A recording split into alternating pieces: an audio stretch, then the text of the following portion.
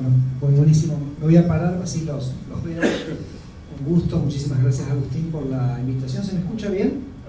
Perfecto, excelente. Me invitaron para hablar un poquito sobre el tema del régimen cambiario, este karma que tiene Argentina hace tanto tiempo que no logra resolver su problema de la inflación y obviamente el régimen cambiario tiene mucho que ver con eso. En realidad creo que el debate está puesto en el marco de dolarización sí o dolarización no. A mí me gusta ponerlo más en un marco quizás más general de pensar el régimen cambiario, porque si vamos a pensar en dolarización sí o dolarización no, tenemos que hacerlo en un contexto comparativo con otras alternativas, entonces tenemos un poco que ver todo el abanico. Algunos de mis colegas dirían que este es un debate prematuro, porque es imposible hablar del régimen cambiario si Argentina no resuelve sus problemas fiscales, o yo diría más profundo todavía, sus problemas políticos, sus problemas de organización política, una sociedad que tiene un sesgo al status quo tremendo, y entonces como que tratar de pensar cualquier tema cambiario sin resolver eso sería estéril, dirían algunos colegas. Yo no pienso eso, pienso que las instituciones afectan el funcionamiento, por supuesto que son endógenas, tienen que perdurar, pero ayudan a acercar el equilibrio a aquel que queremos. Y bueno, tenemos el ejemplo de la convertibilidad, que más allá de que no perduró por una serie de shocks, nadie podría decir que no fue relevante, que no le dio a Argentina muchos años de estabilidad. Así que las instituciones para mí importan y por eso me parece que el debate vale la pena. Yo diría que para encuadrar la discusión tendríamos que ver un poco las distintas alternativas sobre las cuales podríamos elegir. Son alternativas todas válidas, que se usan en todos los lugares del mundo. Ahora en un minuto les voy a mostrar cuáles de estas alternativas se usan y en qué países las usan. Pero podríamos ir de un extremo al otro, empezando primero con la idea de países que usan la moneda de otro país, que sería el caso de la dolarización, si pensamos en economías como El Salvador, Panamá, Ecuador, por nombrar algunas. Pero obviamente el dólar no es la única moneda que tiene este atributo. Hay países que usan el dólar australiano, hay países que usan el rand sudafricano, hay países que usan, por supuesto, el euro. Así que, digamos, esta idea de usar la moneda de otro país es algo que excede, digamos, al tema de la dolarización, al uso del dólar puntualmente. Después, por supuesto, tenemos el esquema de la moneda común, es decir, varios países que se juntan para tener un único banco central y una única moneda. El ejemplo más claro que tenemos hoy es el del euro. Voy a volver al final sobre esto, me parece que es una experiencia interesante, muy relevante. Después tenemos la posibilidad de tener un tipo de cambio fijo, que sería no usar la moneda de otro país, sino simplemente fijar la relación de la moneda con el de otro país. Por supuesto que para que eso perdure se tienen que dar ciertas condiciones, así que lo conocemos ese tema. Y después tenemos el tipo de cambio flotante, que es básicamente una moneda independiente que se mueve libremente según las fuerzas del mercado, buscando su paridad. Y obviamente entre el tipo de cambio fijo y el tipo de cambio flotante hay todo un degradé, ¿no? En un extremo tenemos la flotación limpia, tenemos flotación con intervención, a veces lo llamamos flotación sucia, tenemos tipos de cambio fijo que son duros, por ejemplo la convertibilidad, cajas de conversión, tenemos tipos de cambios más blanditos en el sentido que hay una paridad, pero no hay, digamos, ningún compromiso o ningún backing específico para esa moneda. Así que hay toda una... Incluso dentro del tipo de cambio fijo tenemos las versiones que se llaman de crawling peg, en el sentido que el tipo de cambio se va ajustando gradualmente. Entonces, ¿cuáles son de estos regímenes? ¿Qué regímenes usan los países? Y esto viene de un trabajo. Nosotros hace 20 años con mi colega Eduardo Oliva y Gisatti armamos una clasificación de regímenes cambiarios que, a diferencia de basarse en lo que los países decían hacer, se basa en lo que los países hacen. O sea, uno tiene países que dicen tengo tipo de cambio flotante, pero el tipo de cambio está totalmente fijo. Bueno, ese es fijo. O tengo países que dicen tengo tipo de cambio fijo, pero le cambian la paridad todos los meses. Bueno, eso no es un fijo, es un flotante. Entonces nosotros armamos una clasificación basada en valores estadísticos de cuánto se movían las reservas, cuánto se movía el tipo de cambio, y definimos una clasificación de los regímenes cambiarios que la llamamos una clasificación de facto, para diferenciarla de lo que era la clasificación de jure, que era la que usaba el Fondo Monetario Internacional en ese momento. Ese ejercicio estadístico tuvo mucho impacto en la literatura. En los años siguientes todo el trabajo empírico que se hizo para entender las implicancias de los regímenes cambiarios se basó en estas clasificaciones de facto, la nuestra inicialmente y otras que después hizo otra gente.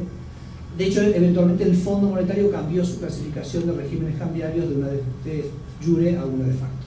¿Okay? Entonces esto es como un poco el estándar. Y con Eduardo, bueno, yo le digo a veces somos como los parchís, que después de 20 años nos reencontramos para hacer, acabamos de terminar un paper, lo estamos terminando en estas semanas, está bien sacado del horno, donde básicamente actualizamos esa clasificación que la habíamos hecho hasta hace 20 años, en 2001, y ahora la subimos hasta el año 2021. ¿Okay? Y lo que muestra este gráfico es qué países usan tipo de cambio fijo, qué países usan un régimen intermedio, donde fijo, por supuesto, incluye tanto el tipo de cambio fijo como el uso de la moneda de otro país, quiénes usan un régimen intermedio, un rolling peg, la flotación sucia, y cuántos países usan la flotación limpia. Y lo que se ve en este gráfico es que, claro, por allá por el año 74, cuando estábamos en Bretton Woods, prácticamente todos los países tenían tipo de cambio fijo, pero desde el 74 a esta parte, la última barra es el 2021, ha caído la cantidad de países que usan tipo de cambio fijo, se ha mantenido más o menos equivalente los que usan regímenes intermedios, y ha subido fuertemente la cantidad de países que usan tipo de cambio flotante. Eso simplemente como para entender qué está pasando en el mundo, ¿no? Acá lo distinguimos entre países desarrollados y países no desarrollados, estos desarrollados y emergentes. Fíjense que entre los países desarrollados y emergentes es muy fuerte la prevalencia del tipo de cambio flotante. ¿Okay? Y el tipo de cambio fijo, hay algunos países que lo tienen, los intermedios también, y si miramos los países menos desarrollados, ahí lo que tenemos son que hay una prevalencia muy fuerte de los tipos de cambio fijo.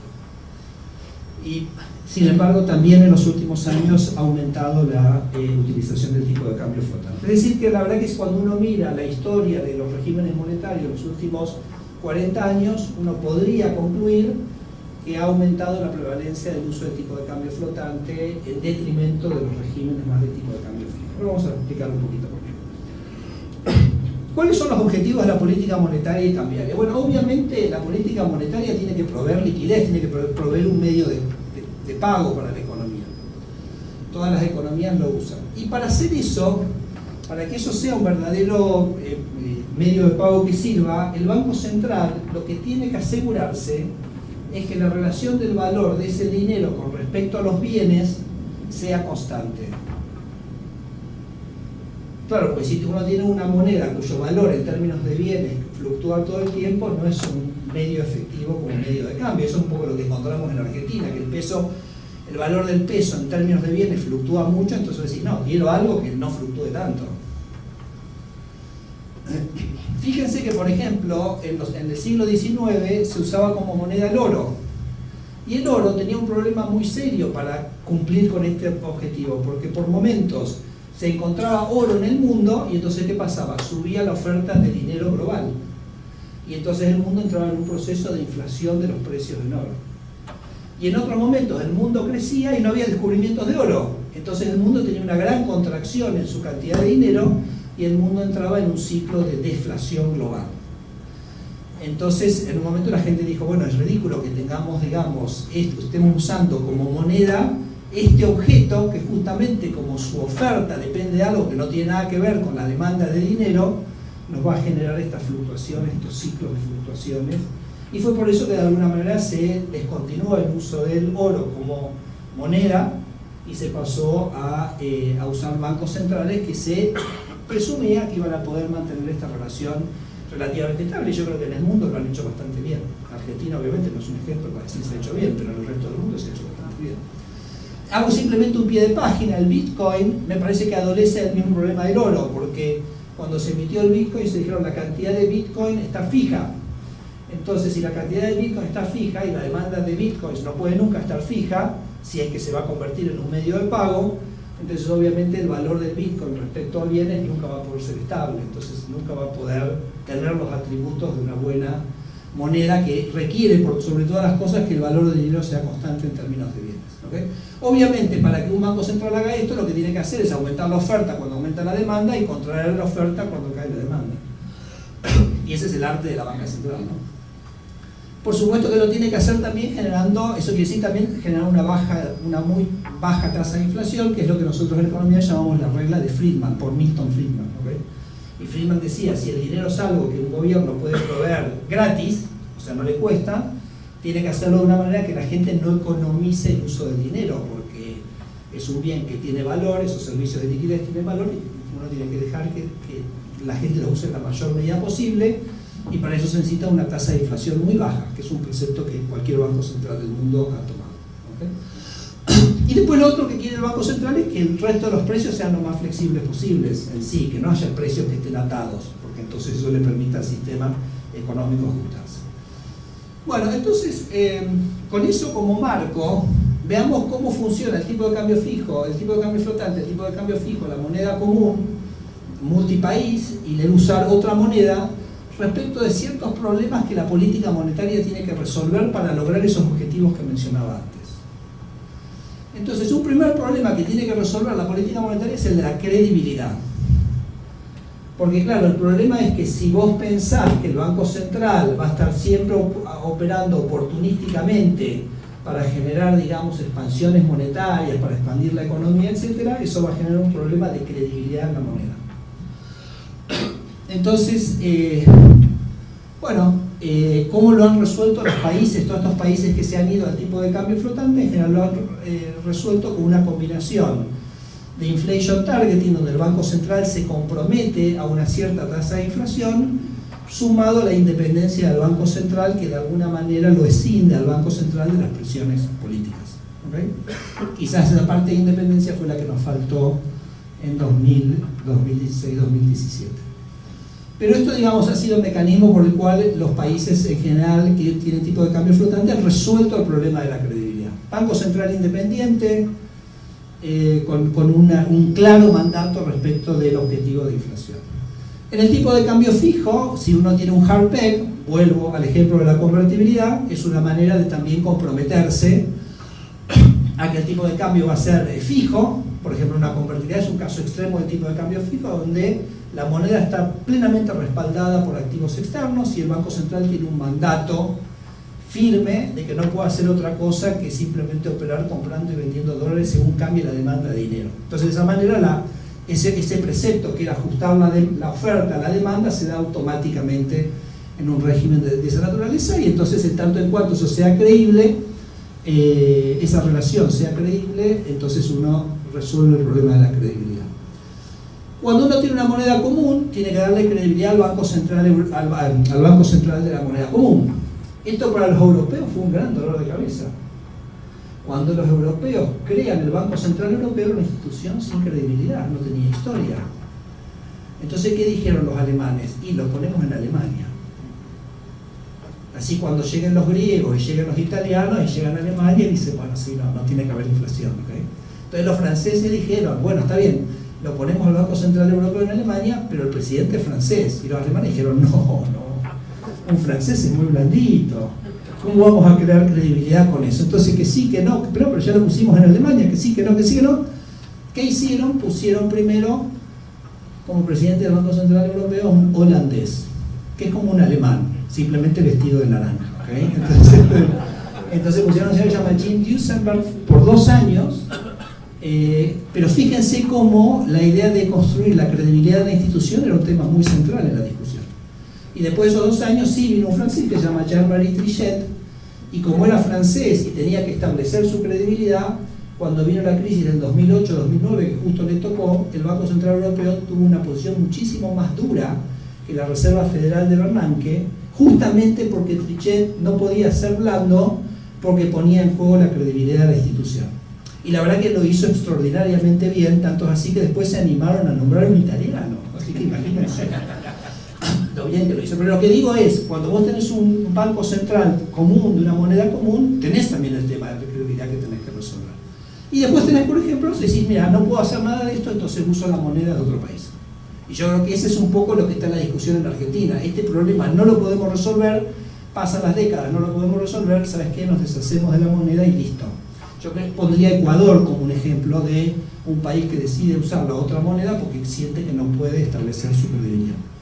Me vas diciendo, avísame 10 minutos antes, por favor.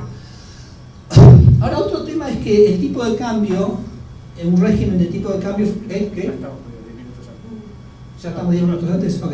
El régimen de tipo de cambio flotante lo que permite es permite que el tipo de cambio ajuste. Puedes estirar un poquito.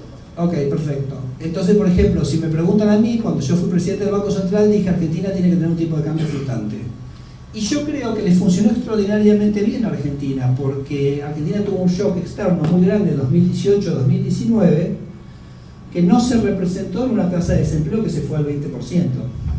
Y eso fue justamente el tipo de cambio actuando como un absorbedor de ese shock externo. ¿Okay? Si Argentina hubiera tenido tipo de cambio fijo en 2018, creo que el devenir económico y político hubiera sido mucho diferente. Entonces, a mí me parece que hay un valor muy fuerte en el tipo de cambio como absorbedor de shocks. Obviamente que si tu comercio está muy concentrado en un país es menos relevante eso. Entonces ahora les voy a mostrar que los países que comercian mucho con un único país tienden a elegir tipo de cambio fijo. Por ejemplo, Bahamas comercia todo con Estados Unidos, entonces lo que quiere es un tipo de cambio estable con Estados Unidos, no necesita, digamos, ese shock. Y bueno, déjenmelo decir ahí. En Argentina, cuando tuvo el tipo de cambio fijo, sin embargo, cuando vinieron los shocks del año 98 al año 2001, fue difícil ajustarse a ellos. Entonces ahí tenemos un costo. Hay toda una literatura sobre los beneficios de comercio de tener una paridad cambiaria. Ahí el que más ha trabajado es Andrew Rose, un profesor de Berkeley, y él lo que ve es que cuando vos usás la moneda de otro país, el efecto sobre el comercio es extraordinariamente fuerte. Un país que usa la moneda de otro país comercia 300% más que lo que comerciaría según las otras variables. Es decir, que usar la misma moneda de otro país aumenta fuertemente el comercio con ese país. Y Giancarlo Corsetti, un economista italiano, ha hecho el mismo cálculo para Europa, para el euro, cuánto ha estimulado el comercio entre los países europeos, el hecho que comparten la moneda común, y encuentra resultados de 20-30%, que no son los 300% de Rose, pero que siguen siendo muy significativos. Y el último punto que quiero mencionar es el costo. Cuando uno usa la moneda de otro país, tiene que comprar la base monetaria.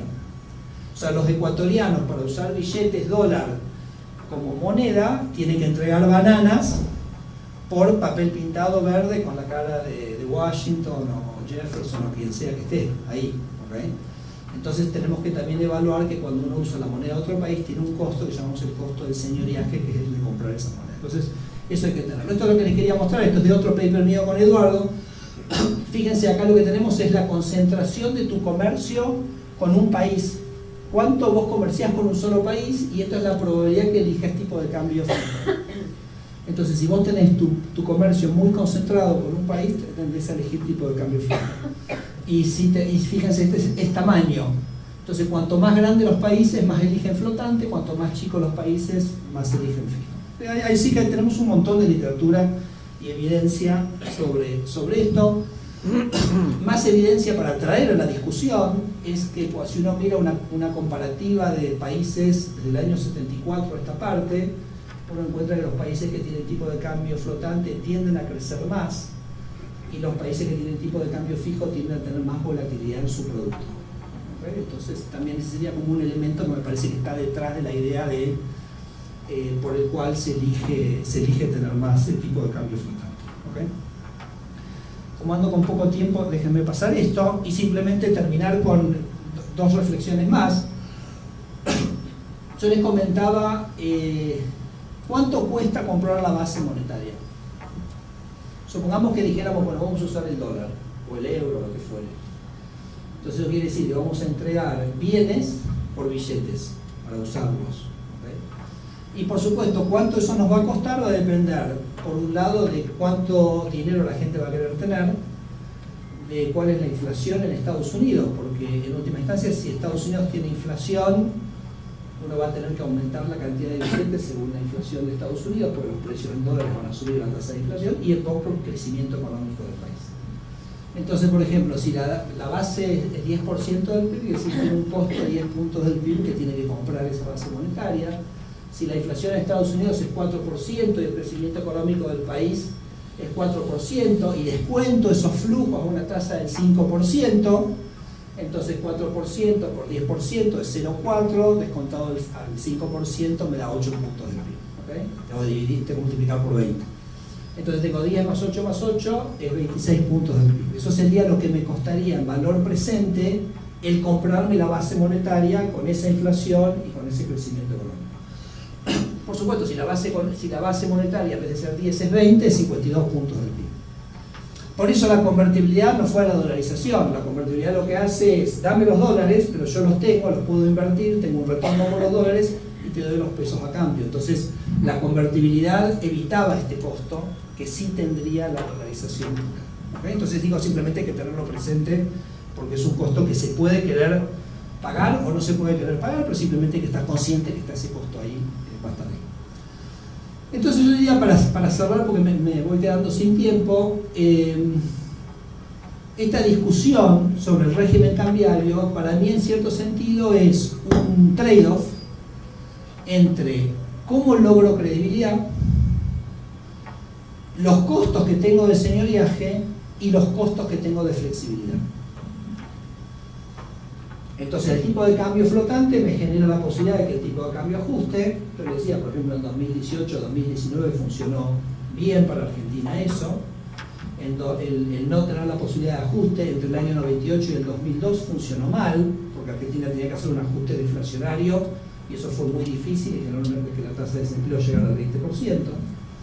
Entonces hay un costo yo creo que hay un beneficio de la flexibilidad, yo creo mucho en eso, y hay un costo de la inflexibilidad. Entonces esa es una cosa que tenemos que poner en la balanza. Y yo creo que eso es lo que está detrás del resultado de los países con tipo de cambio flotante tienden a crecer más que los países con tipo de cambio fijo. Ahora, alguien diría, no, pero bueno, está bien, eso está, lo compro, está perfecto, es un hecho, pero nosotros no podemos construir credibilidad, entonces yo tengo que hacer algo. Si no puedo construir la credibilidad, tengo que hacer algo. No me queda otra. Bueno, ya probé con la convertibilidad, no funcionó, ya probaste vos con el inflation target, no funcionó, bueno, pruebo con esto.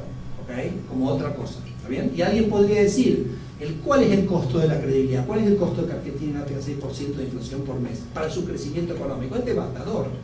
Entonces alguien podría decir, bueno, sí, tengo esos costos de menor flexibilidad, pero lo considero como una manera de ganar credibilidad. Yo creo que eso es un poquito lo que tienen que sopesar en los argumentos. ¿Okay? Y después, por supuesto, está el costo del señoriaje, que es un extra, yo creo, del costo específicamente de usar la moneda de otro país.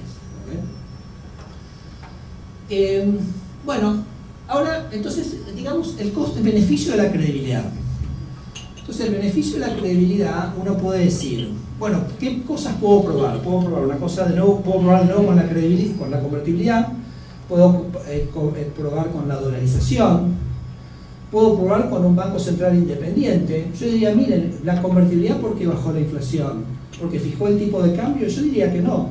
Yo creo que la bajó porque hizo que el Banco Central fuera independiente. Y eso se testeó en el 91, se testeó en el 95, se pasaron los test, la gente se convenció que el Banco Central era independiente y el equilibrio fue sin inflación. De hecho, Argentina tuvo deflación.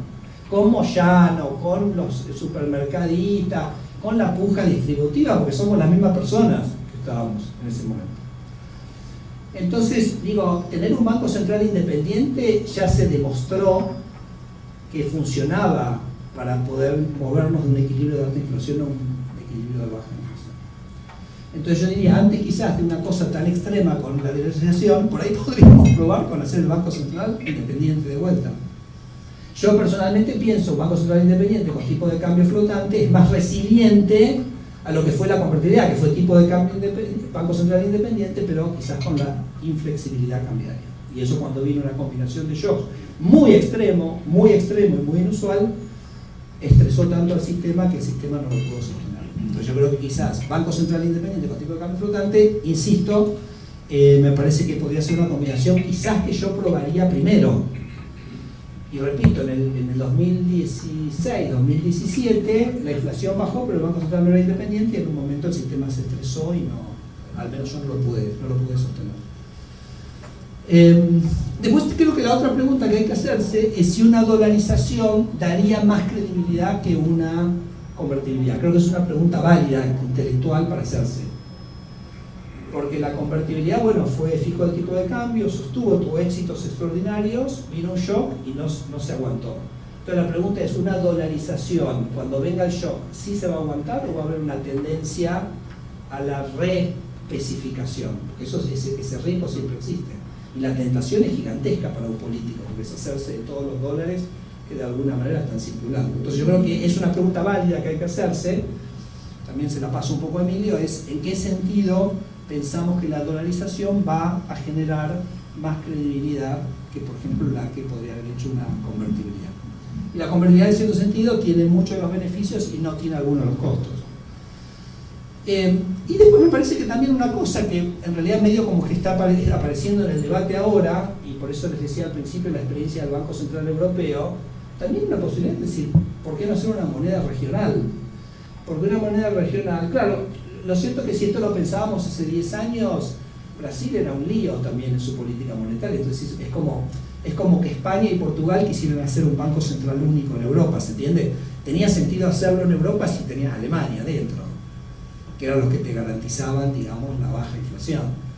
Si hacías un banco central de Grecia, España y Portugal, no iba a tener ninguna credibilidad. Entonces un poco siempre yo pensé que en el caso del Mercosur era esa la situación, era decir, bueno, era como un banco central de 4 payasos, o sea que no, digamos, no, lo digo así como para que nos veamos un poco, pero entonces ahora yo creo que esa situación ha cambiado mucho, porque Uruguay, Paraguay y Brasil han mostrado en las últimas décadas un manejo de la política monetaria mucho más sobrio, mucho más prudente, y tendría una ventaja para mí extraordinaria, primero que no tendría el costo del señoriaje, por otro lado permitiría que esa moneda común fluctuara, entonces no tendría la inflexibilidad que podría tener la dolarización en un hard peg, pero sobre todo para mí la ventaja fundamental que tiene es que vos al sacarlo de lo nacional y convertirlo en una cosa plurinacional, al político le es muy difícil dar vuelta a eso. Me parece que es más difícil dar vuelta la independencia de un banco central regional que no tiene nada que ver con el ejecutivo local, cuando involucra a Brasil, involucra a Paraguay, involucra a Uruguay, que agarrar una dolarización y decir, ¿saben qué, muchachos? Listo, se volvió todo a pesos, denme los dólares y ahora el curso legal es el peso. Entonces me parece que eso también es una alternativa que yo la pondría dentro del menú de alternativas, más que nada pensando en cuál es la manera más efectiva, porque recuerden que todo el problema es la credibilidad. Entonces, ¿cuál es la manera más efectiva de lograr separar al Ejecutivo de la política monetaria? Un legado de muchos años. Yo voy a cambiar completamente la presentación. Federico nos dio una clase académica, yo le voy a... Lo mío va a ser más militante. Y es imposible en la media hora que me dieron que yo les explique todo lo que está en un libro de 400 páginas que vamos a lanzar en 15 días, en el cual tratamos mucho de los temas que ha planteado Federico. O sea que mi presentación empieza con una pregunta: ¿por qué una dolarización? Que es exactamente lo que yo y otros economistas planteamos. Pero antes de hablar de una dolarización y antes de hablar de lo que nosotros pensamos que podría ser una dolarización, y cuando hablamos de dolarización tenemos un tema de polisemia, es decir, una palabra que tiene múltiples significados, y a veces uno se engancha en debates con gente y en realidad está hablando de cosas distintas. Pero yo antes de hablar de la dolarización quiero hablar un poco de historia y de situación actual, ¿ok? Y lo primero es algo que enfatizó Federico, es que sin estabilidad monetaria no hay crecimiento posible. En la Argentina la inflación, es decir, la desvalorización del peso, porque finalmente pensamos inflación, aumento de precios, pero en realidad es la desvalorización de la moneda en relación a los bienes, es función de desequilibrios estructurales de larga data, no es algo nuevo, no es algo de este gobierno, es algo de mucho tiempo atrás. Tenemos un sistema político que por diseño se resiste a hacer ajustes estructurales. Una de las cosas que nosotros hicimos, estudiamos todos los países de América Latina de los últimos 20 años y medimos el tipo de ajuste que han hecho a lo largo del tiempo frente a shocks externos, para lo que sea. Y el país que menos ajuste ha hecho, por lejos, es Argentina. Y además tiene otra cosa, tiene incentivos a la prociclicalidad. Entonces, cuando tenemos, por ejemplo, viento de cola, tenemos gobiernos que en realidad lo que hacen es tirar más combustible al fuego y eso exacerba el ciclo macroeconómico.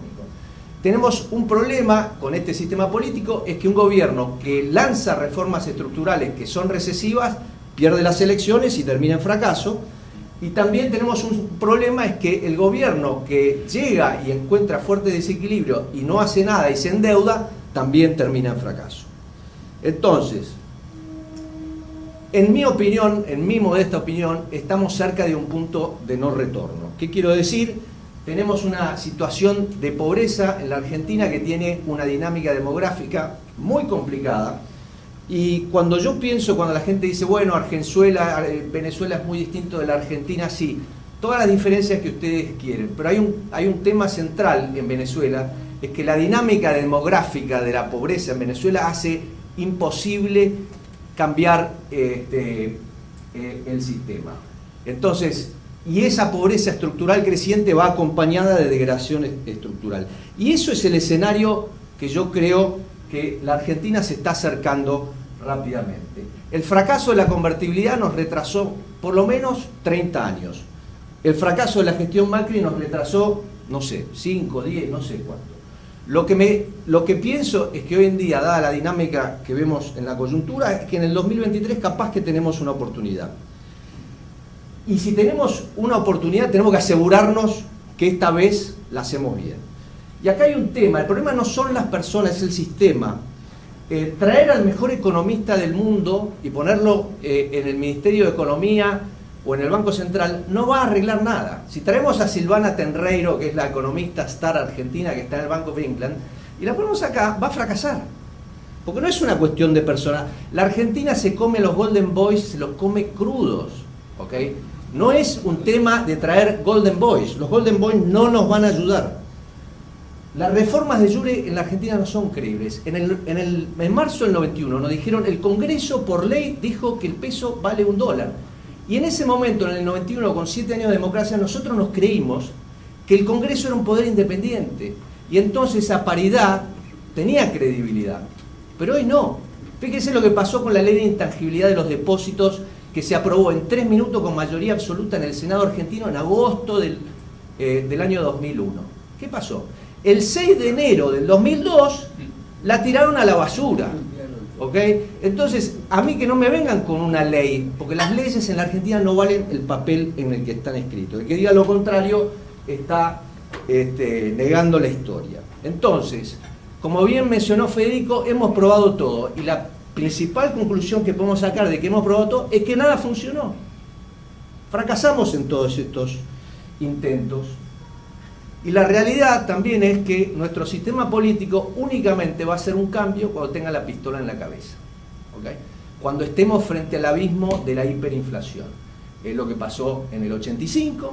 Recuerden que en el 85, cuando se lanza el Plan Austral, la inflación mensual estaba en 20%. Es lo que pasó en el 89 y es lo que pasó en el 91. ¿Okay? Nuestros políticos sin ese temor no hacen nada. La otra realidad es que los planes, muchas veces todas las reformas no se pueden hacer en el día 1. Y hay un efecto complacencia, que es, si nos va bien con una reforma monetaria y tenemos éxito, los políticos inmediatamente dicen, bueno, listo, ya está, no tenemos que hacer más nada.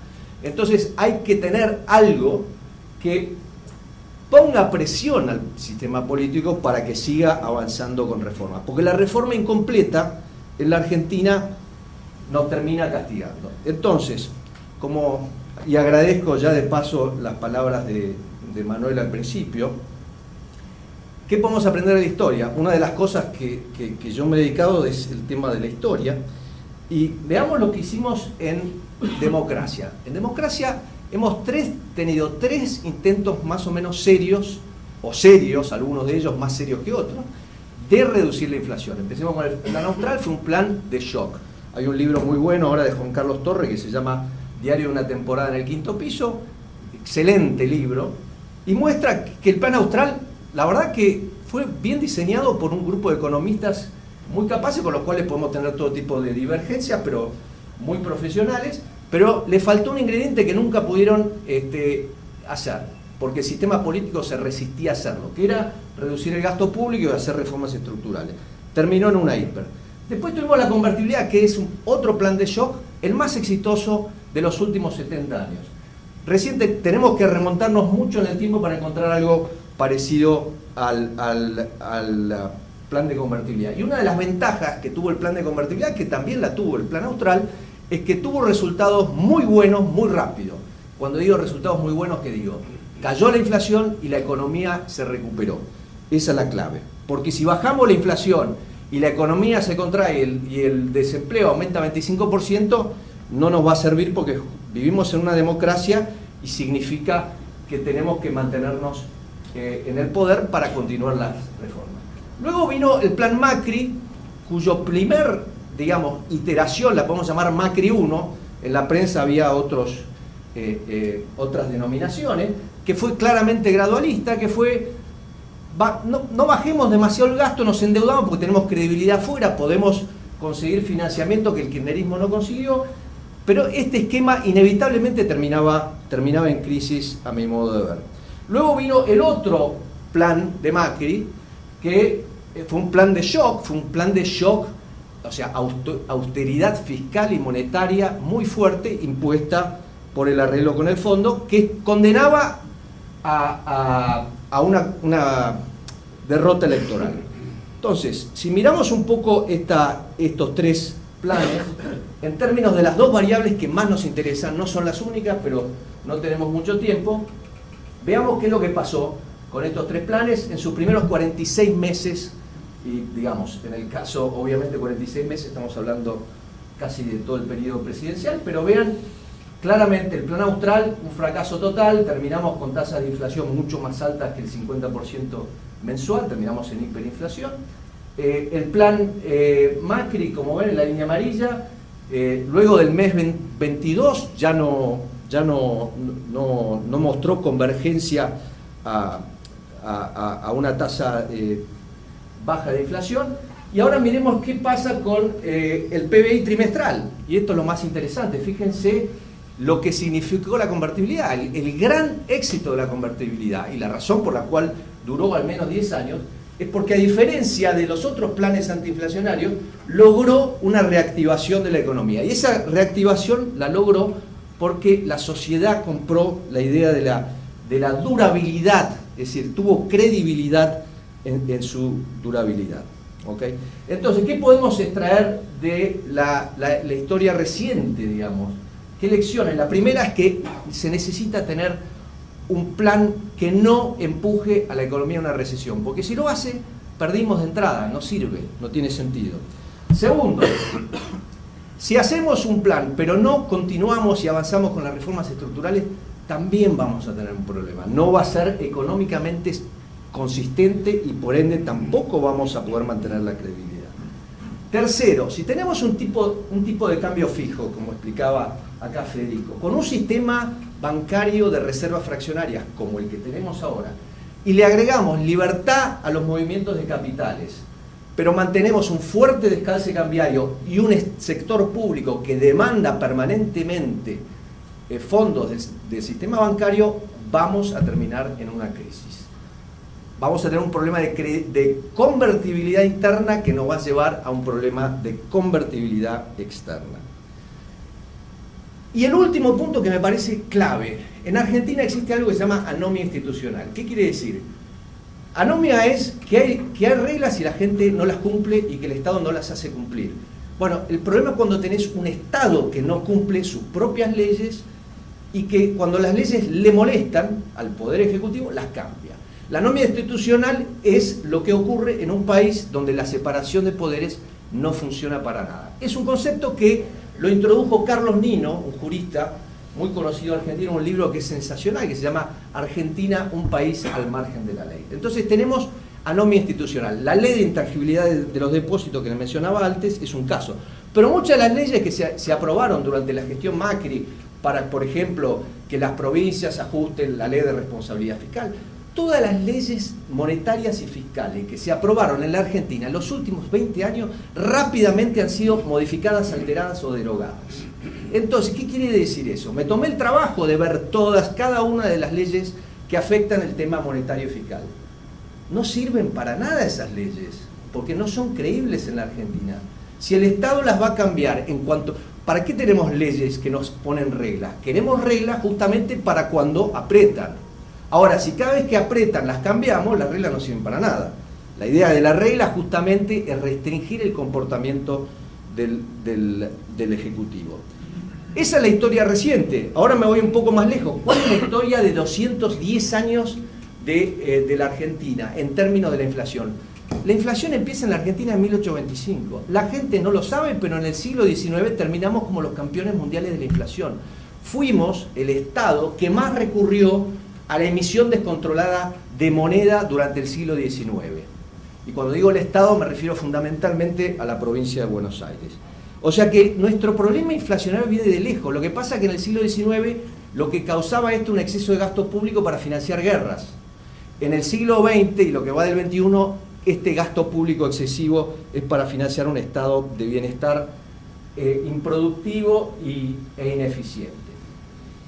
210 años y tuvimos solo un periodo continuo de estabilidad de precios, que fue de 1900 a 1941 o 1942, depende de qué año quieran tomar, pero cuando digo de estabilidad de precios me refiero a que la tasa de inflación argentina estaba en línea con la tasa de inflación de los países más importantes del mundo. En este periodo el peso era una moneda fuerte, en el resto del mundo se consideraba que era una moneda fuerte. Y es notable esto porque si nosotros nos parábamos en 1900, el mundo miraba a la Argentina y miraba el peso y decía, esta es la peor moneda del mundo. ¿Okay? O sea que logramos pasar de una situación de ser no creíbles a ser creíbles. Y la otra cosa importante de este periodo de 40 años es que el cepo monetario que impuso el patrón oro, que duró muy poco, porque tuvimos 40 años, pero el patrón oro fue 16 años, tuvimos de 1900 a 1914, de 1927 a 1929, pero el esquema que se impuso con todos sus defectos logró que hubiera mayor sustentabilidad fiscal. O sea que, de alguna manera, esta idea de que la dominancia fiscal afecta a la moneda, en este periodo funcionó algo distinto. O sea que estos son, digamos, las lecciones que yo tomo de nuestra historia. Entonces, ¿cuál es el gran dilema de un gobierno hoy? Credibilidad. ¿Y qué significa la credibilidad? Porque hablamos mucho de la credibilidad. En definitiva, ¿qué significa la credibilidad? Una convicción generalizada de que la política económica del gobierno se va a mantener en el futuro. Es decir, que cuando venga un shock aleatorio, lo que sea, que el gobierno va a mantener esa política. Esa es la credibilidad. Los economistas han escrito toneladas de trabajos sobre el tema de la credibilidad. Yo les voy a dar lo que yo pienso. Para un gobierno en una democracia, una de las claves es que ese gobierno llegue al poder con una victoria electoral contundente. Pero si lanza un plan antiinflacionario, para que tenga credibilidad, una de las claves es que tenga consistencia macroeconómica. Tener un alto nivel de gasto público y déficit y financiarlo con deuda externa no es algo que es macroeconómicamente consistente, especialmente en un país como la Argentina. La otra cosa que necesita un gobierno para tener credibilidad es que el plan tenga sustentabilidad política, porque estamos en democracia. Si, obviamente, con el calendario electoral que tenemos elecciones cada 2 años, al gobierno se le da vuelta a la situación electoral en la primera elección, eso obviamente resta la credibilidad. Entonces, ¿qué es lo que necesitamos para que esta sustentabilidad política ocurra? Necesitamos resultados positivos en el corto plazo. De vuelta, ¿qué son resultados positivos en el corto plazo? Tenemos que lograr bajar la inflación sin destruir la economía, es decir, que no haya una recesión. ¿Qué es lo que hizo la convertibilidad? Y eso obviamente también va a depender de la consistencia macroeconómica. La otra cosa que vamos a necesitar es liderazgo político, porque alguien tiene que tomar el liderazgo para llevar adelante esta reforma para que sea políticamente sustentable. En los 90 Menem encarnó ese liderazgo político. Y la tercera cosa que vamos a necesitar es un apoyo masivo de la ciudadanía. Con la convertibilidad lo tuvimos. Entonces, la convertibilidad nos enseña muchas cosas. Esto es lo que funciona para todos los países. La Argentina tiene un problema adicional, Por eso lo pongo acá arriba. ¿Por qué tiene un problema adicional? Porque tenemos anomia institucional. Entonces, ¿qué pasa? Si el gobierno viene y dice, vamos a aprobar una ley de reforma fiscal para que las provincias bajen el gasto público. Bueno, ya lo vimos, se aprobó en el 2017 y en el 2018 ya era papel pintado, no servía para nada. Entonces, ¿qué tenemos en la Argentina? No tenemos seguridad jurídica. ¿Por qué? Porque la separación de poderes no existe. El Congreso sabemos que es una escribanía. Entonces, ese es el contexto para el cual, o por el cual, nosotros llegamos a la conclusión de que la dolarización es una solución para la Argentina. No estamos diciendo es la única. Seguramente a Federico se le ocurre el Banco Central Regional, a nosotros nos parece una mala idea, pero bueno, es el debate, y justamente el debate, lo que necesitamos es debate. Lo primero que hay que aclarar, no hay magia, no es panacea, no es un atajo, como dice tu colega Levi Cesati, no es una solución mágica, no, nada de eso. Y ahora vamos a explicar que si está bien diseñada, porque acá de vuelta hablamos de dolarización y la gente habla de dolarización y a veces habla de cosas que no tienen nada que ver entre sí, entonces muchas veces ocurren estos debates, no, porque yo estoy en contra de la dolarización porque, y el otro dice, no, yo estoy a favor, y están hablando de cosas distintas. Entonces es muy importante ser preciso en cuanto a los términos. Si está bien diseñada, va a generar credibilidad y va a generar resultados positivos, que es lo que necesitamos. La gente dice, no, pero en realidad lo que tenemos que hacer es bajar el gasto. Sí, ya sabemos que hay que bajar el gasto. Es como que le digas a una persona que tiene 60 kilos de exceso de peso, escúchame, vos no te das cuenta, tu problema es que tenés que dejar de comer. Y el tipo se da vuelta y te dice, sí, ya sé que tengo que dejar de comer, no puedo. Entonces, ¿qué es lo que hace? Va y se hace un bypass gástrico. ¿Y qué logra el bypass gástrico? Logra resultados positivos rápidamente, que le dan a esa persona que por primera vez en su vida ve que puede bajar de peso, le da el espacio para que pueda cambiar los hábitos que lo han llevado a esta situación. Bueno, nosotros tenemos el mismo problema, somos un paciente extremo. Entonces, cuando miramos todas estadísticas, hay 192 países en el mundo y Federico nos dice que, no sé, 50% tienen tipo de cambio flotante. Muy bien, pero nosotros somos un caso extremo. No somos alguien que está excedido de peso 5 kilos. Somos alguien que está excedido de peso 80 kilos. Entonces, vamos a una solución un poco más extrema porque tenemos un problema. Tenemos un sistema político y una sociedad que no se atiene a la restricción presupuestaria y que tiene una relación compulsiva con el gasto. Ya lo decía Alberdi hace más de 150 años. Hay 3 razones de peso para dolarizar. Primero, que ya está dolarizada la economía. No es una cuestión de que si dolarizamos, de facto, palabra también que usaba Federico, de facto ya está dolarizada la economía. ¿Qué quiere decir? Que los argentinos dicen, el peso no sirve. Si ustedes quieren comprar un departamento, si una empresa quiere comprar otra empresa, cualquier operación de importancia en la Argentina se hace en dólares. No nos engañemos. Ya estamos dolarizados. No solo eso, de toda la liquidez que tienen los argentinos, es decir, del dinero que pueden usar en el corto plazo, de toda la liquidez, solo 16% es en pesos actualmente. Fíjese, este gráfico muestra, acá abajo los pesos, acá los dólares en el exterior y acá los dólares en el sistema bancario argentino desde el año 2006 hasta hoy. Estamos dolarizados, no nos engañemos, ya estamos dolarizados. Pero es un problema porque tenemos una dolarización con todos los costos, porque básicamente el Banco Central en la Argentina tiene muy poco margen de maniobra. Tenemos todos los costos y ninguno de los beneficios que podría traer una dolarización de jure. Es decir, estamos en el peor de los mundos. Esta es una de las razones más importantes para dolarizar. La segunda razón importante para dolarizar es que tenemos un gobierno que actualmente tiene 250.000 millones de dólares en deuda denominada ya sea en dólares, DEX o euros, fundamentalmente dólares. 70 o 75% en dólares. ¿Qué significa esto? Que tenemos un Estado que tiene un descalce cambiario fenomenal, porque el PBI de la Argentina hoy puede ser 400, 450.000 millones, no sé.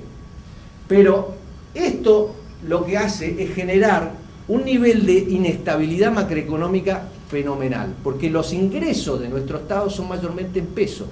Pero todos los años tenemos que pagar el servicio de esta deuda. Y la vamos a tener que seguir pagando en un escenario que las tasas de interés en dólares están subiendo. O sea que esto nos va a causar problemas, y ha sido históricamente un gran problema de la Argentina, porque aumenta la inestabilidad macro. Finalmente, los cálculos sobre el dinero que tienen los argentinos en el exterior son, digamos, aproximaciones, pero más o menos se habla de en total 450.000, puede ser 350.000, la verdad que no hace falta. La cuestión es que se trata de un montón de capital que los argentinos tienen en el exterior. No hay chance de que parte de esto vuelva si no tenemos estabilidad monetaria. Y con el peso, estos dicen, no, tenemos que recuperar la credibilidad del peso. Señores, no van a poder recuperar la credibilidad del peso. Lo único que han hecho durante 70 años es destruir la credibilidad del peso. ¿Quién les va a creer que van a... Este dinero no va a volver? Y hay un problema adicional, que con este sistema que estamos empujando, la emigración del capital humano, este dinero empieza a dejar de ser argentino, porque la gente que lo tenía se fue del país. Entonces, esto es un problema, y esto es un montón de capital que tendría un impacto muy fuerte si vuelve a la Argentina. Bueno, entonces, cuando hablamos de dolarización, como les digo, hay muchos significados y hay muchas experiencias. Cada país ha hecho una dolarización a su medida. Hay varias experiencias relevantes que podemos ver. La de Panamá, que tiene una dolarización, es muy interesante Panamá, desde que nació Panamá en 1904, gracias a los esfuerzos de Teddy Roosevelt, que quería construir el canal de Panamá y digamos, fomentó la secesión de Panamá de Colombia. Desde el primer día Panamá tiene un dólar. También tiene el balboa. El balboa existe en Panamá, es la moneda, nadie usa balboas, pero existe el balboa. Tenemos a Ecuador, que en enero del año 2000 decidió dolarizar su economía cuando estaba al borde de la hiperinflación.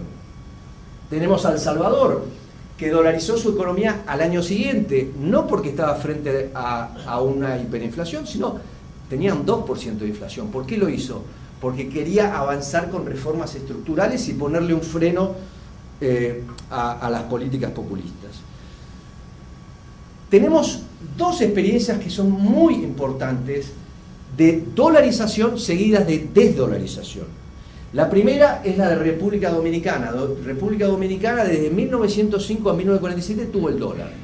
Y el dictador Trujillo en 1947 dijo, vamos a tener de vuelta el peso dominicano. En Zimbabue, en el 2009, frente a la hiper, decidieron dolarizar. Fue fenomenal el éxito. La inflación bajó a 0. Y en el 2019 decidieron reintroducir el dólar zimbabuano, digamos. No les fue muy bien. Hoy la inflación de Zimbabue el mes pasado fue 7%. O sea, están peleando cabeza a cabeza con la Argentina para ver quién se lleva el premio a la inflación más alta del mundo este año. Y después en Europa hay dos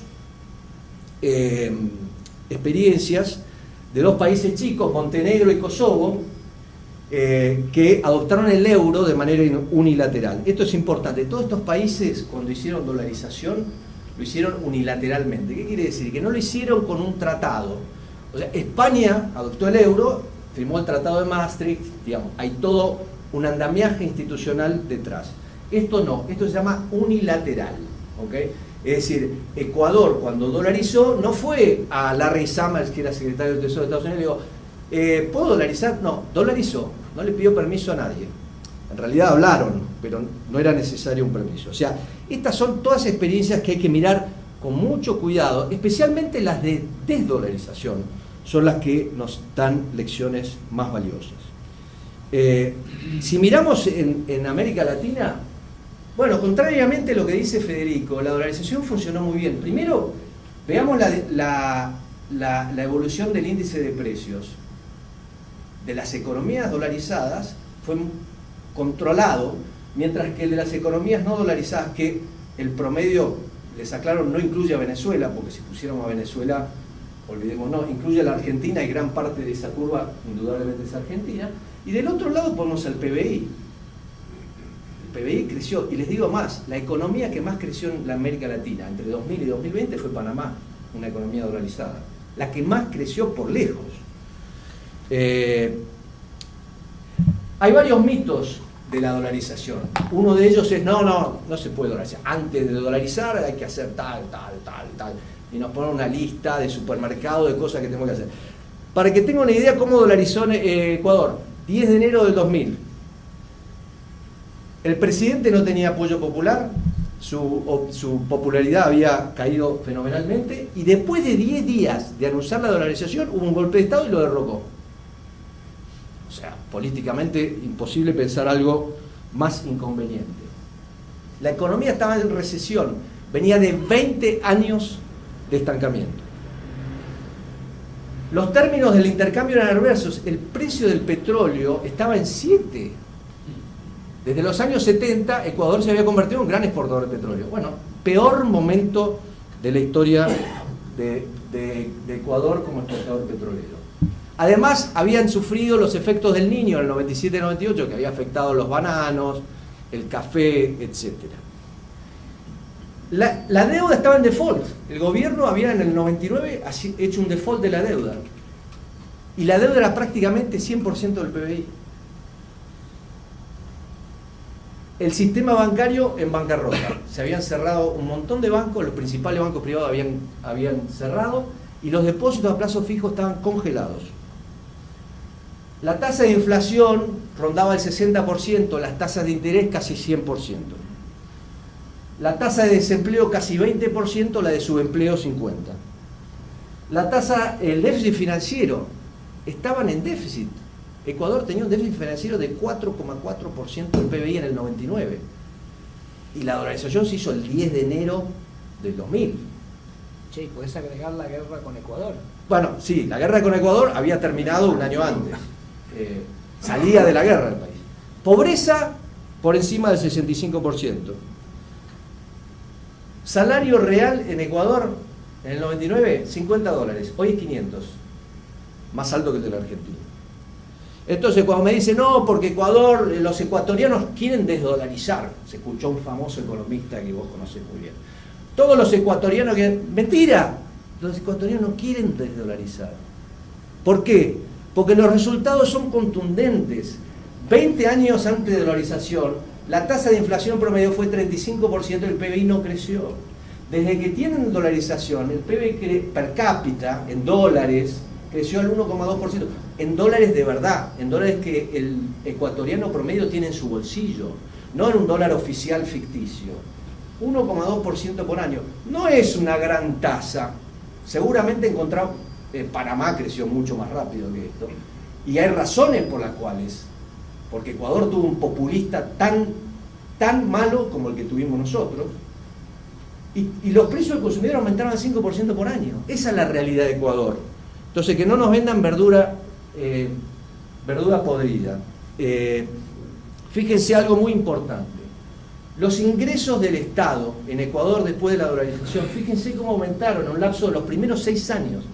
Más que se duplicaron en dólares, la línea azul. Pero en relación al PBI cayeron. Lo mismo ocurrió con los gastos. Los gastos del Estado en dólares aumentaron, pero cayeron en relación al PBI. ¿Qué significa esto? Que la reactivación económica fue muy fuerte, posterior, que es una de las cosas necesarias para generar credibilidad. Hay otro mito que también nuestros economistas repiten ad nauseam. Me parece que nunca se tomaron el trabajo de ir a revisar los datos. Uno de los temas más frustrantes en este debate de la dolarización es la gente que no se tomó el trabajo de hacer el más mínimo análisis de los datos.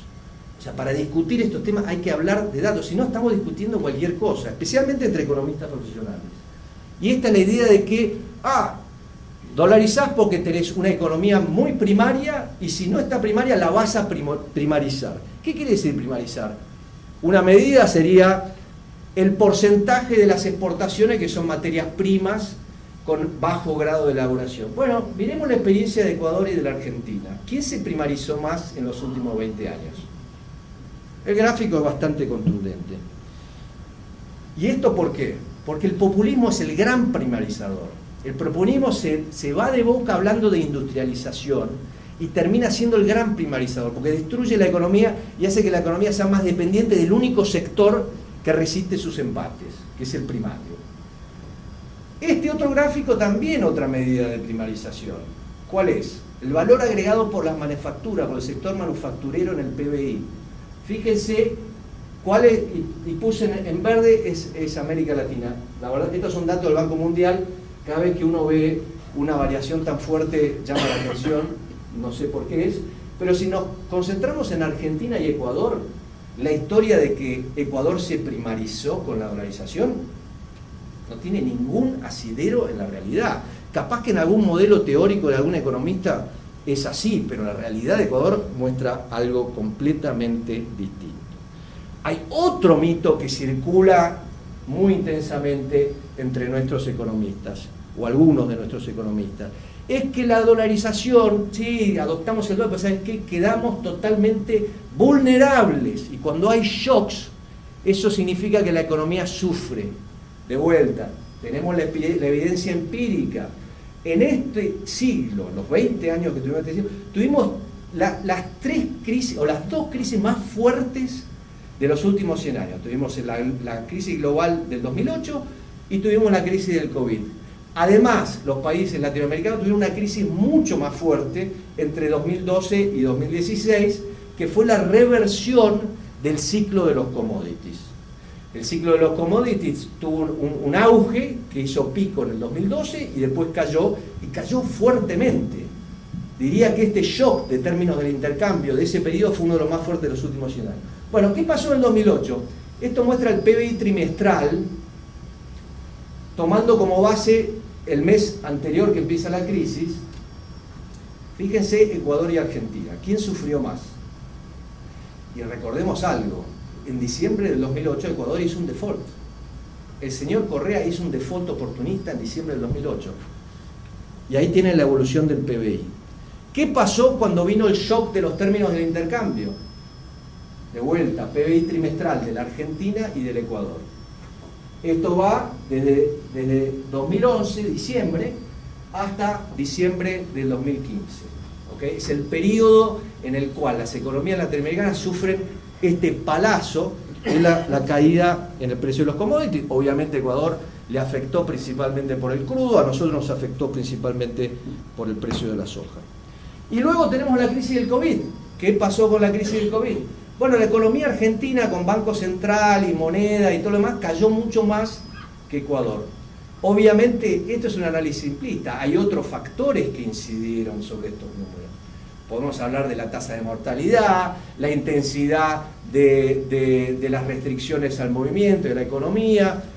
Digamos, hay otros factores, pero lo que está claro es que de ninguna manera se puede afirmar que una dolarización aumenta la vulnerabilidad macroeconómica, o por lo menos la evidencia refuta eso. Además hay otra cosa importante que quiero resaltar, y esto es clave, es uno de los temas claves.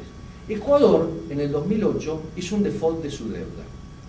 Ahora, ¿por qué me interesa? Porque la Argentina en el 2001, cuando tuvo su crisis y su default, el sector privado sufrió un palazo como consecuencia. La prima de riesgo país subió y las tasas de interés que el sector privado tenía que pagar aumentaron. Bueno, ¿qué pasó en Ecuador en el 2008? Fíjense, las columnas grisadas es el crédito del sector privado en dólares, contantes y sonantes. La línea azul es la prima de riesgo país. La línea colorada es la tasa de interés doméstica, la que pagan los empresarios por préstamos en Ecuador. Ni se movió. Pero ustedes podrían decir, bueno, ni se movió, pero cayó el crédito. Sí, el crédito cayó un poco, pero volvió a subir rápidamente. Y si vamos al default del 2020 en Ecuador, que es importante, con dolarización Ecuador tuvo dos defaults, no uno, dos. Fíjense, mismo cuadro. Y fíjense lo que pasa con el crédito del sector privado. ¿Qué quiere decir? Que el crédito del sector privado se desacopló de los problemas fiscales. Las crisis fiscales del gobierno no afectaron tanto al sector privado. Y hoy Ecuador tiene un crédito al sector privado que asciende en dólares 52.000 millones de dólares. ¿Okay? Vean en este gráfico cómo estamos nosotros. Y en este gráfico les pongo, este es el crédito al sector privado en dólares al tipo de cambio libre en Argentina. Estamos más o menos en 30.000 millones de dólares hoy. Acá están Panamá y Ecuador, dos economías que son un 20-25% del PBI argentino. ¿Okay? Y esto es El Salvador. Fíjense, tienen más, casi el doble de crédito del sector privado que nosotros, con un PBI que es una fracción. ¿Cuánto tiempo me queda? ¿Ya está? Bueno, voy a terminar con el último mito, que es importante, me queda un montón de cosas, pero el libro va a aparecer en 15 días y van a poder... Se dice no, porque la dolarización significa que cerramos la puerta con llave y tenemos la llave por la ventana, quemamos las naves. Falso. Falso. Ahí está la experiencia de República Dominicana. 10 años después de la desdolarización y el diferencial de la tasa de inflación de Dominicana con respecto a Estados Unidos convergió a cero. O sea, si sacamos el promedio de eso, estamos en cero. Ahora, fíjense lo que pasó en Zimbabue. Y este gráfico es engañoso, porque Zimbabue salió de la dolarización y terminó en hiperinflación. Luego, con la asistencia del Fondo Monetario y todo, logró bajarla, pero hoy está en 100%. Cuando hacemos gráficos de este tipo, obviamente se distorsionan por escala, pero esto no significa de ninguna manera que Zimbabue, digamos, de alguna manera resolvió su problema. De hecho, Zimbabue se está encaminando rápidamente a otra hiperinflación. ¿Qué es lo que quiere decir? No es lo mismo cuando uno reintroduce moneda desde la credibilidad fiscal que cuando la reintroduce porque tiene un descontrol fiscal. Dominicana tenía superávit y tenía un nivel de deuda manejable. Zimbabue tenía déficit crecientes, muy parecido a los déficits que tenemos nosotros, y un nivel de deuda inmanejable. Entonces, ¿qué quiere decir?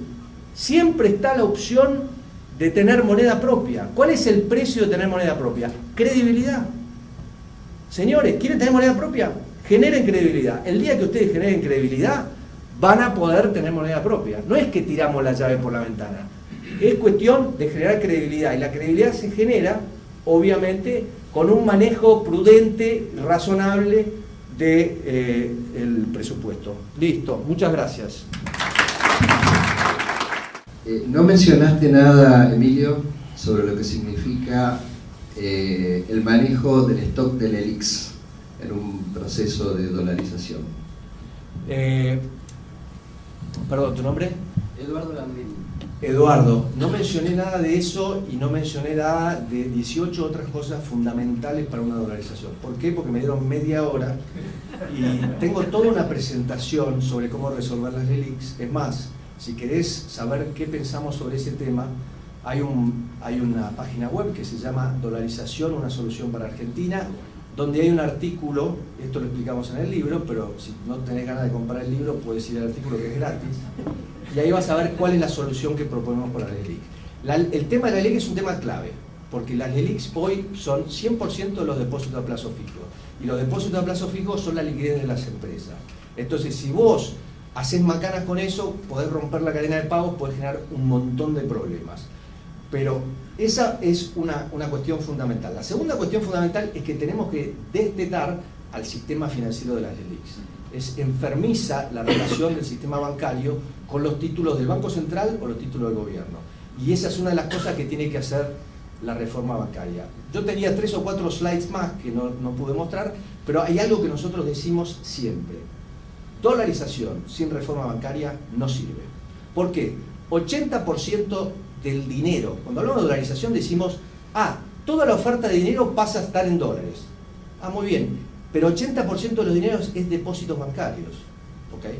Entonces, la dolarización consiste en un canje físico de billetes y monedas, que en el caso de Ecuador tomó 8 meses, o le decís a la gente traiga su billete, le doy dólares, y un asiento contable por el cual vos cambiás la moneda que están denominadas los depósitos. Y eso es instantáneo. Entonces, la dolarización va en 2 velocidades. Y una cosa muy importante es que hoy en la Argentina, la liquidez de los bancos, que calcula el Banco Central, 50% de la liquidez de los bancos son títulos del Banco Central o de su accionista, que es insolvente.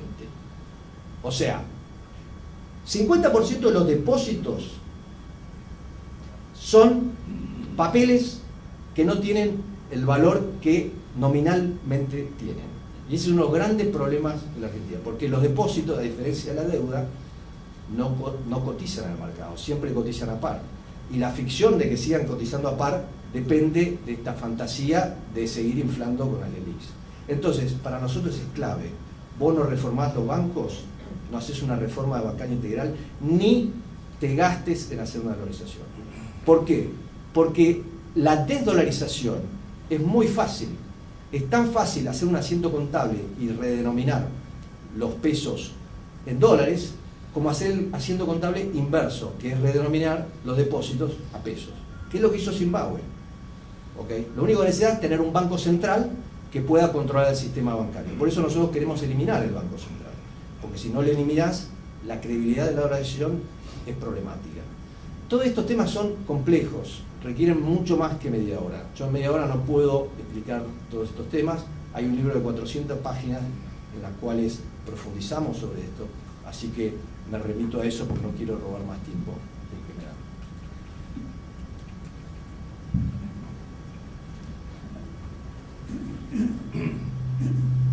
Sí, Federico, me llamó la atención que en toda tu exposición no hiciste mención al tema fiscal y me parece que no es neutro. Hola. Y creo que la salida de la convertibilidad se debió a un desborde fiscal. ¿Fue así o? Hola, ¿verdad? Bueno, Horacio creo que lo niega, que es parte del éxito de la primera y la caída de la segunda. No, es un poco lo que hablábamos al principio, que es Argentina tiene un desequilibrio fiscal crónico que viene de una, como creo que lo dijo bien Emilio, de una situación política. Es una sociedad, yo decía, con un sesgo al status quo y con intereses muy marcados que debilitan al Estado y generan ese resultado. La pregunta es, ¿hasta qué punto las instituciones monetarias ayudan a mover ese resultado fiscal?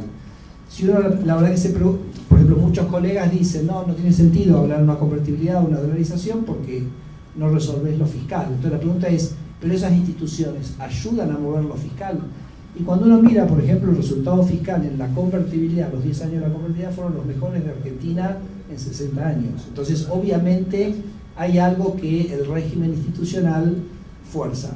Y entonces, yo decía que un poco digamos, la gran, me parece, cosa que hay que contestar es ¿por qué no habría un impulso desdolarizador, ¿no? O sea, ¿cómo se construye la credibilidad?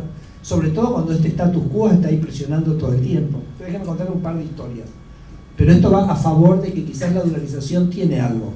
La primera es, Correa no deshizo la dolarización. O sea, él había llegado con un discurso muy contrario a la dolarización y no se animó a hacerlo. Entonces, bueno, eso es interesante. La otra historia que es interesante es que, ustedes se acuerdan, Grecia, cuando Grecia tuvo su crisis, tenían un ministro de Economía muy contestatario, que era Varoufakis, creo que se llama. Varoufakis quería salir del euro. Entonces lo va a ver al ministro de Economía alemán y le dice, bueno, nosotros no podemos pagar, vamos a salir del euro. Y entonces el ministro de Economía alemán le dice, me parece genial. Entonces Varoufakis lo llama al primer ministro de Grecia, que era Spiras, y le dice, bueno, acá me dicen los alemanes, está perfecto, salimos, mañana anunciamos que salimos del euro. Y Spiras le dice, no, boludo, era joda. Era para que vayas a negociar. O sea, Spiras no se animó, era un gobierno de izquierda, no se animó a salir del euro, que sería como la equivalente a la desdolarización. Así que eso lo tiro en el sentido de que puede haber algo, digamos, especial de la dolarización en general eso. Ahora, yendo a tu pregunta, y te lo cuento con una anécdota. Cuando yo era presidente del Banco Central tenía un empresario muy conocido, todos ustedes lo conocen, y entonces me decían, che, Federico, con 9 nosotros no podemos, no somos competitivos con 9. Después cuando el tipo de cambio era 12, me decía, Federico, nosotros con 12 no se puede con 12. Después cuando era 15, no se puede con 15. Cuando era 20, no se puede con 20. Como decía, digo, yo creo que vos tenés otro problema, no tenés un problema del tipo de cambio. Porque si tenés un problema a 9, a 12, a 15, bueno, es obvio, ¿no? Entonces, ¿por qué menciono esto? Porque, y creo que tiene que ver con lo que te decía Horacio viendo hace un segundo. En Argentina vos tenías mucha presión para salir de un régimen monetario estricto. ¿Por qué? Porque para muchos empresarios que se sienten débiles ante los sindicatos y sienten que no pueden hacer una negociación, si se quiere, a mí me decían, vos pones la meta 17, pero si vos no me arreglás con los sindicatos, yo no hay nada que pueda hacer. Esa es la actitud. Entonces, ¿cuál es la única manera que tiene un empresario en Argentina de mejorar su cash flow? Básicamente con un shock inflacionario, con un shock devaluatorio, que hace que la inflación licúe el salario real. ¿Ok?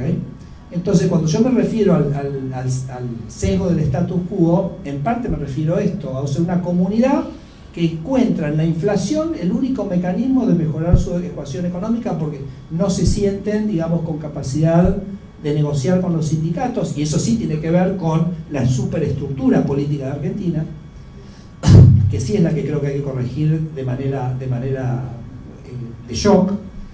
Entonces lo que digo, si nosotros no resolvemos eso, esas presiones van a estar. Estuvieron en la convertibilidad y cuando vieron el intersticio y lograron generar el cambio. Y van a estar con la dolarización. Entonces yo creo que la reflexión que hago es, la dolarización te ayuda a manejar lo fiscal, pero vas a tener esta presión del status quo que va a estar permanente buscando digamos, esa devaluación y ese shock inflacionario. Entonces tenés que una parte importante de la estrategia es desarticular, digamos, ese status quo, porque si no me parece que fracasamos con todo y nos podemos convertir también en el primer país que fracasa con la dolarización. Entonces hay que ir, digamos, esa cosa que está como antes, ¿no? Bueno, agrego algo. Claramente la dolarización se puede hacer mal, y por eso es tan clave, porque digo, uno de los gráficos que tenía acá, que digo, la dolarización es como la Coca-Cola. Hoy tenés Coca-Cola Light, Coca-Cola Classic, Coca-Cola sin azúcar, Coca-Cola de no sé qué, y a veces estamos hablando de cosas distintas. Hay que hacer las cosas bien y no hay que quedarse a mitad de camino, porque hay una tendencia a buscar la solución que parece menos radical. No vayamos a la dolarización, no pasa por ahí. Hay que hacer las cosas bien porque no hay margen para el fracaso, no podemos fracasar, ya no tenemos margen para el fracaso, tenemos que hacerlo muy bien. Entonces, ese es un tema.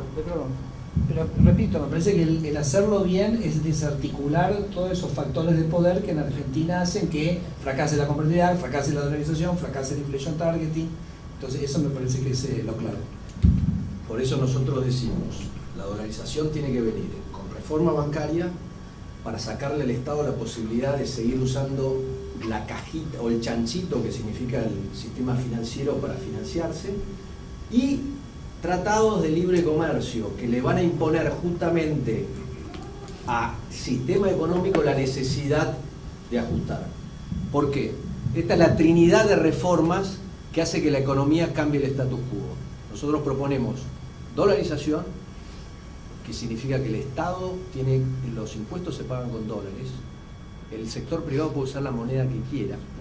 O sea, mientras el sistema bancario ofrezca depósitos en euros, digamos, recordemos, 80% del dinero es bancos. ¿Okay?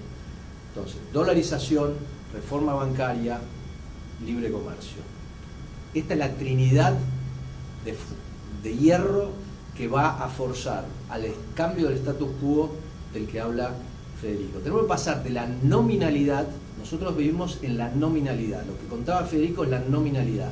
Y no es un juego de palabras, tenemos que pasar de la nominalidad a la realidad. Tenemos que pasar de lo nominal a lo real. No vamos a poder cambiar el sistema político. Yo estoy de acuerdo, sería sensacional, podemos eliminar la lista sábana, actualizar los diputados en el Congreso, subdividir la provincia de Buenos Aires, reducir el número de provincias. Hay un montón de elementos del diseño institucional argentino que son un desastre y que fomentan los problemas que tenemos.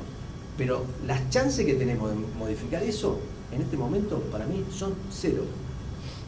Pero si cambiamos esto otro, no va a quedar opción que ir cambiando este esquema político. Porque en realidad, como les decía antes, acá las reglas y las leyes se obedecen cuando le conviene al poder de turno. Y si no, entonces acá lo que hay que imponer es la necesidad de operar dentro de un esquema de realidad y no de nominalidad.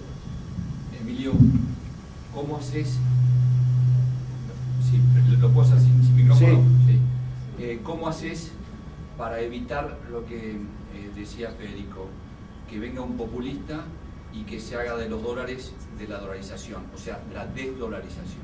Bueno, ahí lo clave es la reforma, ahí la reforma del sistema bancario. Yo en una conversación con Cavallo, que no está a favor de la dolarización, me decía, él argumenta que la convertibilidad era mejor que la dolarización, y yo creo que la convertibilidad era un muy buen sistema, pero tenía un problema, que era fácil salir de la convertibilidad. ¿Por qué?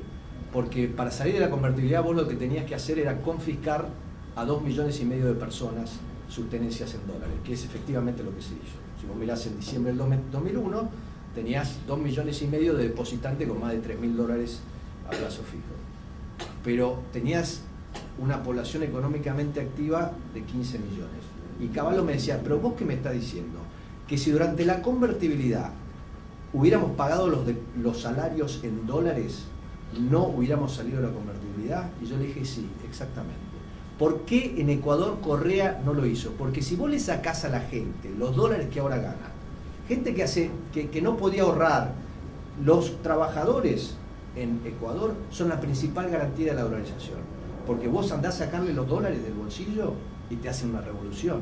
Ahora, vos sacale a 10 o 15% del electorado sus depósitos, y en la Argentina se los vas a poder sacar. Vas a generar una crisis bestial, como fue la crisis del 2002, con secuelas institucionales gravísimas que todavía estamos viviendo, pero en realidad le sacaste los votos de López Murphy y se quedaron con López Murphy. Pero Zimbabue lo hizo. Zimbabue lo hizo porque el sistema bancario de Zimbabue quedó intacto el Banco Central.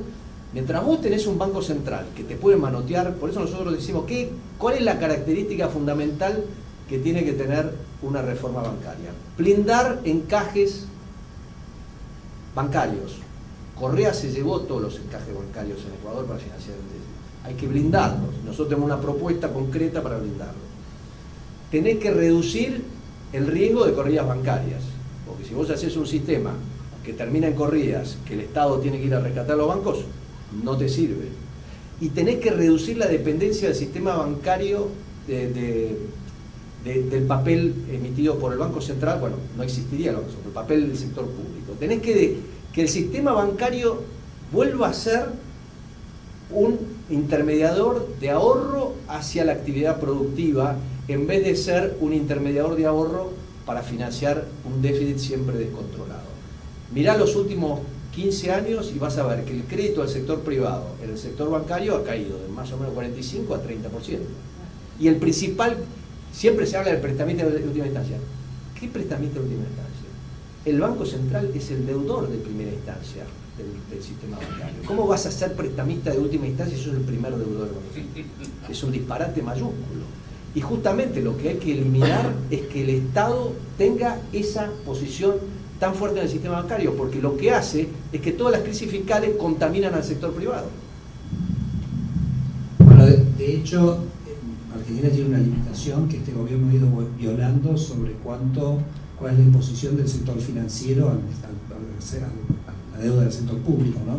Ahora, lo que sí es cierto es que si vos tenés un sistema de encaje fraccionario, vos necesitas un sistema de bancario de encaje fraccionario para que los bancos puedan multiplicar el crédito, para que haya creación secundaria de dinero.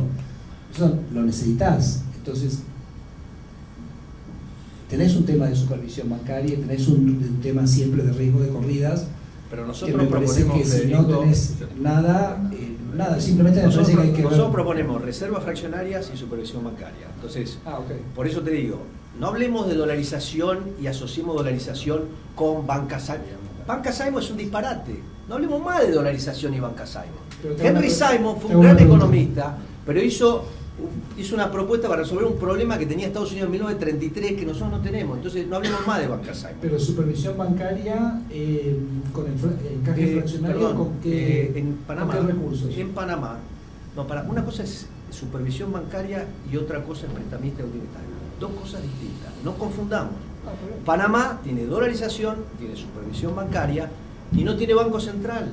El prestamista de última instancia no tiene por qué ser un Estado, y no solo no tiene por qué ser el Estado, sino que nunca va a poder ser un Estado insolvente. ¿Cómo vas a tener como prestamista de última instancia un Estado insolvente? Es un disparate.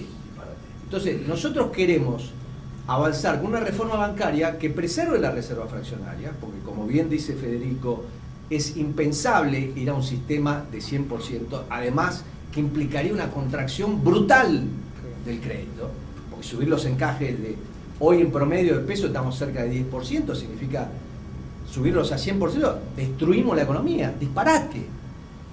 Pero además sería mucho más caro hacer la dolarización, porque tendría que hacer M2 completo, disparate. O sea, entonces por eso digo, no hablemos más de banca Simon, por favor, no tiene nada que ver con la dolarización. Y lo que pasa es que muchos economistas dicen, no, porque la dolarización vos proponés 100%. No, no es así. Vos podés hacer una dolarización y tener un sistema donde los bancos son libres de captar depósitos en la Argentina, bajo jurisdicción argentina, y depósitos offshore en jurisdicciones seguras con sucursales. O sea, en los 90... los bancos argentinos podían tomar depósito en una sucursal de Nueva York o en una sucursal de Uruguay. Yo no permitiría que bancos argentinos tomen depósitos en jurisdicciones no seguras, porque las jurisdicciones seguras vos tenés buena supervisión y tenés prestamista de última instancia. Y en la jurisdicción argentina proponemos un esquema totalmente distinto que no tiene nada que ver con esto, que de vuelta está en nuestro blog, está en nuestro libro. Nosotros proponemos algo distinto.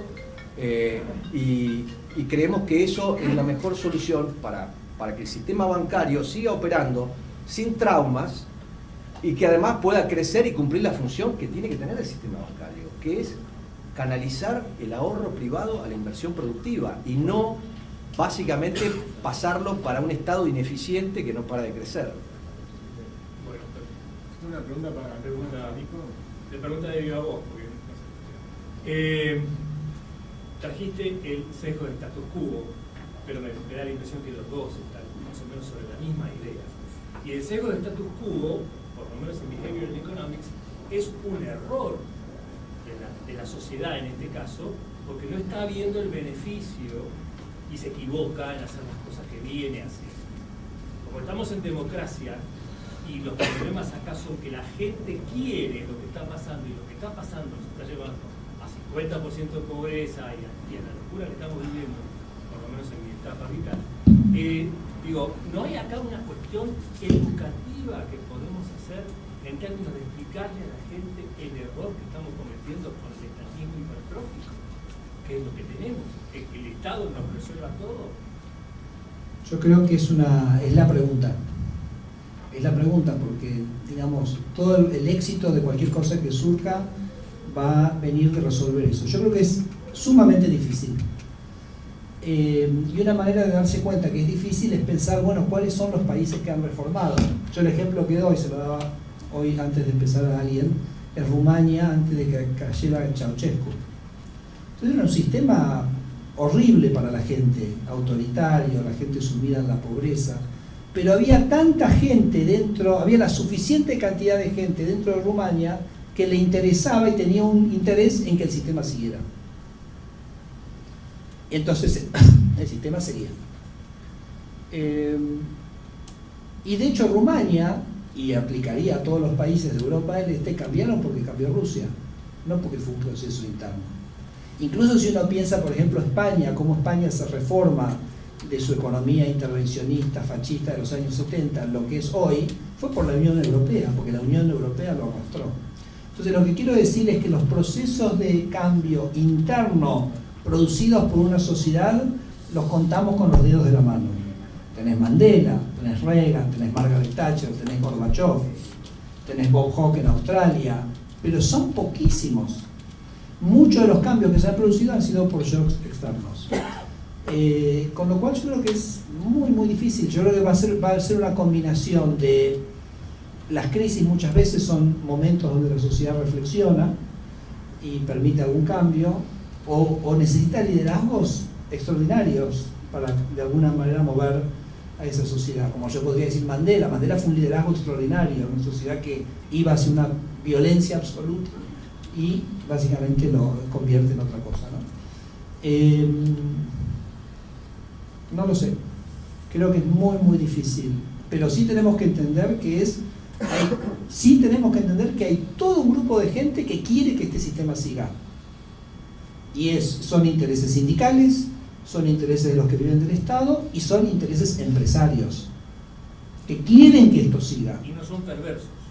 Bueno, cada uno mira su propio interés, pero hay que entender que eso existe. Entonces, cuando yo digo, uno dice gradualismo macroeconómico, y yo discreparía acá con Emilio, o sea, los 2 primeros años del 2016-2017 de Macri, más allá que uno pueda estar en desacuerdo que hubo riesgos fiscales que se tomaron que fueron innecesarios, incluso no generaron beneficio político, pero se ganaron las elecciones de medio término. O sea, ese gradualismo, lo que tenía que hacer el delivery, que era una mejora política, lo logró. Y a fin del 2017 la economía tenía la inflación en 17, la economía estaba creciendo al 5, y si vos mirabas hacia adelante, la gente decía esto va a seguir creciendo y va a seguir desinflando. O sea, no había ninguna percepción de insustentabilidad de eso. De hecho, Emilio mostró el gráfico del crédito. El crédito es la variable más que mira hacia adelante y era un pico a fin del año 2017. Pero cuando se ganó la elección de medio término, el status quo dijo esto no puede seguir. Y el ataque fue por todos los frentes. O sea, fue el ataque sindical, ustedes se acuerdan, las piedras en el Congreso, fue el ataque empresario contra la política monetaria, de tasa de interés real positiva. Listo, y hubo un cambio en el gobierno. Y ese fue el cambio que generó la crisis.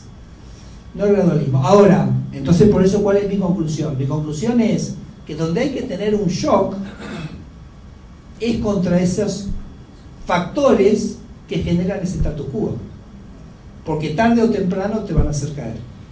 Entonces ahí sí me parece que tiene que haber un shock y tiene que haber una conciencia. No sé cómo se hace, no sé si se puede hacer, pero sí tengo el convencimiento de que si no se hace es una condición necesaria. Cualquier cosa que haga, desde la convertibilidad, la dolarización, el inflation targeting, van a fracasar todos. Pero no tengo yo ninguna receta, pero creo que tomar conciencia de que ahí está el problema es un primer paso. Voy a agregar algo simplemente. Vos hablabas del proceso educativo. Nosotros tenemos nuestra historia. La convertibilidad fue el proceso educativo más fuerte que tuvo la sociedad argentina. Vos no podés explicar ex ante a la gente, no, yo te voy a proponer un cambio y va a estar mucho mejor. Porque a la gente no le importa y nadie va a empezar, o sea, mi libro no lo va a leer millones de personas. La gente no tiene tiempo, le interesan otras cosas, quiere saber cómo le fue a River. No le interesa si vos le proponés que un cambio estructural, no le interesa. ¿Sabés cómo aprende? Con la realidad. Y la convertibilidad fue la educación más fuerte que tuvieron los argentinos. Y la convertibilidad no terminó porque los argentinos no la quisieran.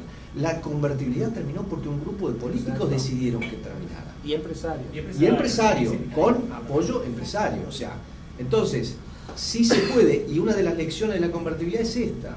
Era fácil salir de la convertibilidad. Cuando Zimbabue salió de la dolarización, ¿saben lo que hizo Zimbabue? Copió el manual de Duhalde, hizo exactamente lo mismo. Especificación compulsiva. Todo lo que tenían ahorro en los bancos se jorobaron. Es así. Entonces, por eso, si vos dejás los bancos a la merced de los políticos, siempre te van a destruir. Pero el proceso educativo que vos decís que es clave, lo vas a lograr justamente con algo que hizo la convertibilidad. La convertibilidad enseña muchísimas cosas. ¿Cómo podés hacerlo para que funcione? ¿Y qué es lo que tenés que evitar para que deje de funcionar? Ahí está.